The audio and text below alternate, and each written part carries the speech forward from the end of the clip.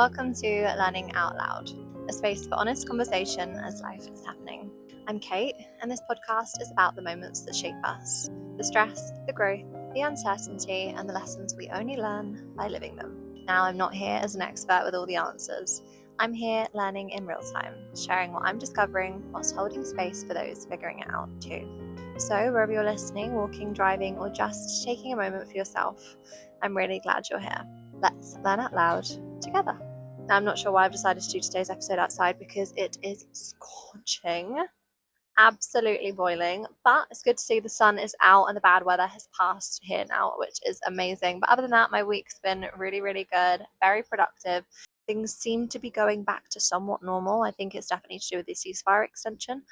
So praying that it stays this way, but we shall see. This week's episode, I really wanted to delve into self-worth, as I feel like it's something that you don't just decide to have and then keep it forever. It's something that gets tested in the small moments, in the everyday, and in the way that people show up or don't. This week for sure, there's been a lot of moments where I've had to really stop and question, what am I actually basing my worth off right now? And I think those moments really show you where you stand with yourself. Not when everything feels easy, but when your decisions feel a little bit uncomfortable and what you hoped for doesn't quite turn out the way that you expected.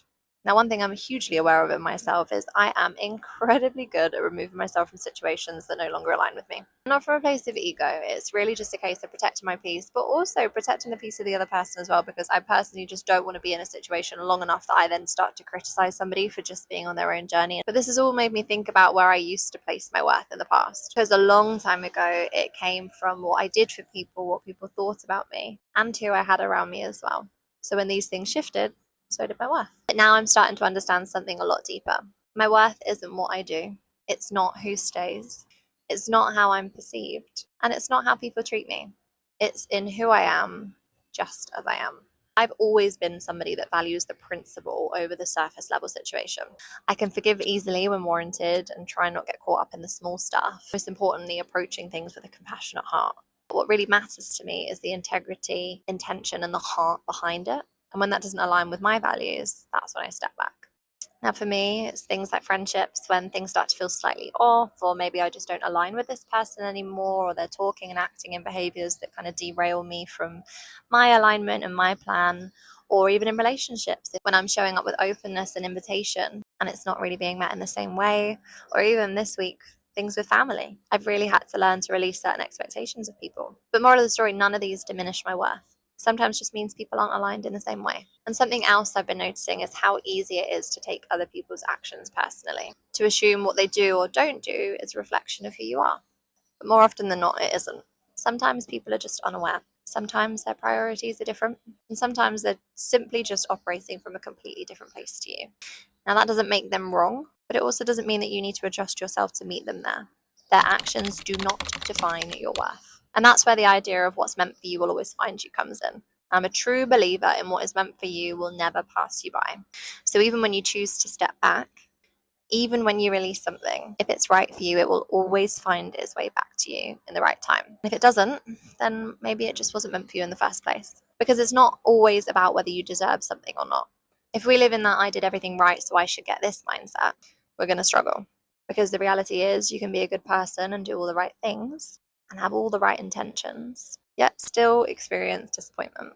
So if you're basing your self-worth on how people show up for you, it's very unsustainable because you can't control how other people are going to act. But what you can control is how you see yourself within it and whether you allow someone else's actions to change how you value who you are.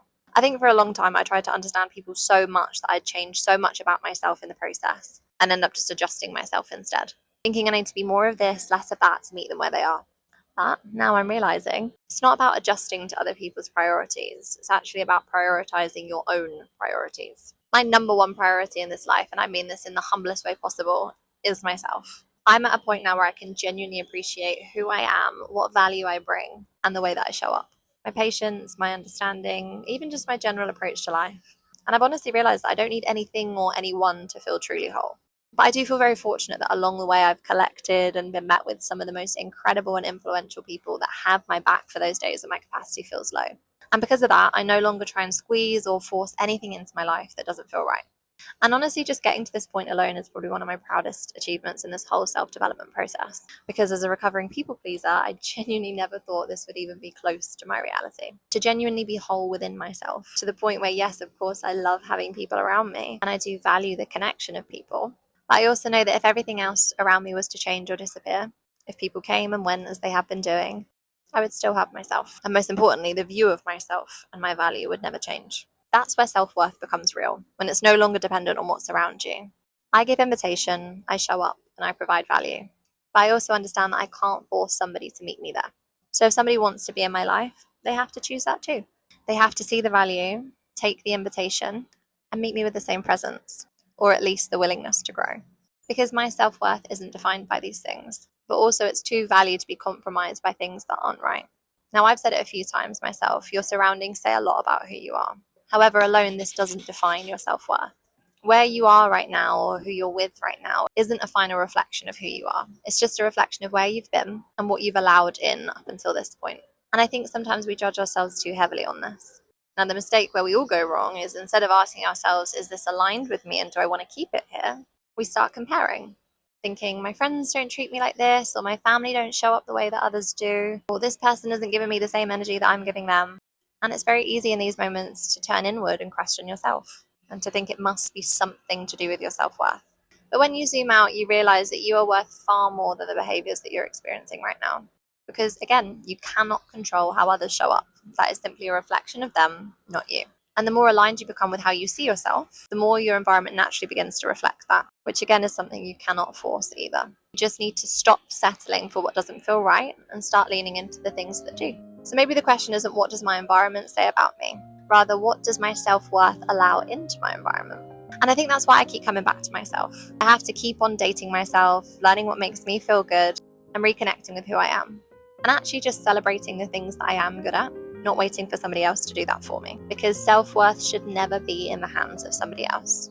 Ask yourself these 3 simple questions. Am I choosing peace or approval? Am I staying because it feels right or because I don't want to disappoint? If external validation was out the picture, would I still value who I am? Self-worth looks like being able to walk away without needing somebody to understand why or giving us the push to. It's choosing yourself quietly without needing to prove anything, and trusting that the right people won't require you to compromise who you are to stay around them. So if I bring this back to the core of it, self-worth is not about how people treat you. It's about what you allow yourself to accept. And sometimes choosing yourself can feel uncomfortable and lonely, but that doesn't mean it's wrong. It just means you're finally getting used to moving from a place of self-worth. Now, as always, thank you for listening to Learning Out Loud. Take what resonates and leave what doesn't. And I'll see you next time.